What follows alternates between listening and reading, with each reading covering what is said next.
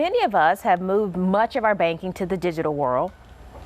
Most of us, but not all. But the Fox 5i team's Dana Fowle says in some cases, old-fashioned pen and paper might work best. And I totally agree with this. I know. We're going to get to you because you have special knowledge here. But by pen and paper, I mean that bank ledger. Remember this? She does. Believe me, I had to dig it out of a drawer because I don't use it. But here's where it can be helpful, and I'm reconsidering some things here. Now, many of us today deposit checks into checking through a mobile app, and we transfer funds with a quick click. I love it. It's so convenient. But here's the problem. If you don't have a lot of wiggle room in your account, you can overdraw pretty easily. You can forget from time to time what you've spent and what you've deposited while you're waiting for it to show up in your digital account registry.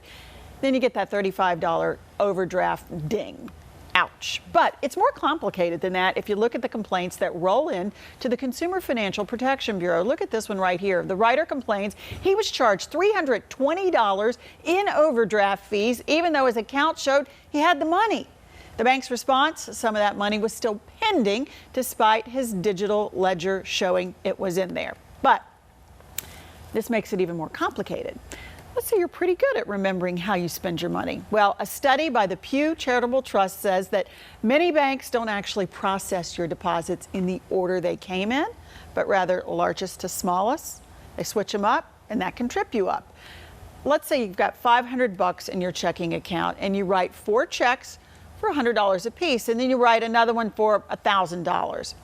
If the bank processes the big one first, then the smaller ones will all bounce at about $35 a piece. That's $175 in overdraft fees. Now, if those 4 $100 checks process first, providing they were there first, they will clear, and then you'll only bounce the one big check. Your overdraft fee would then be $35.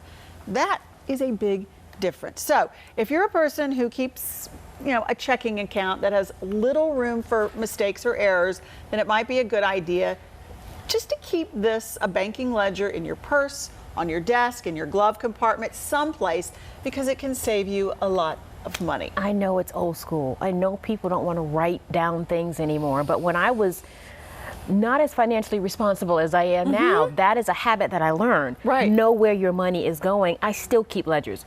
Drawers and drawers of ledgers. It's funny because my mother-in-law does it, and I understand that, but you say you do it, and then you tell me Paul Milliken does it too. Yeah, he still does it. Out. Yeah, I think it's a great way to keep your money, and a lot of people wouldn't even know where to get. I was going to say, where ledger. do you get it? At the bank. You just go. I know they look at me like, really, Miss Graham?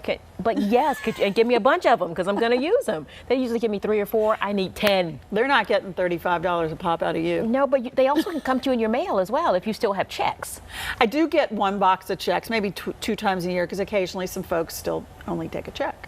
And that's where they are. And that's where they are. In the back of the box of the checkbook. They're back there. Just look for them. I vouch for that. All right. Thank you so much for that.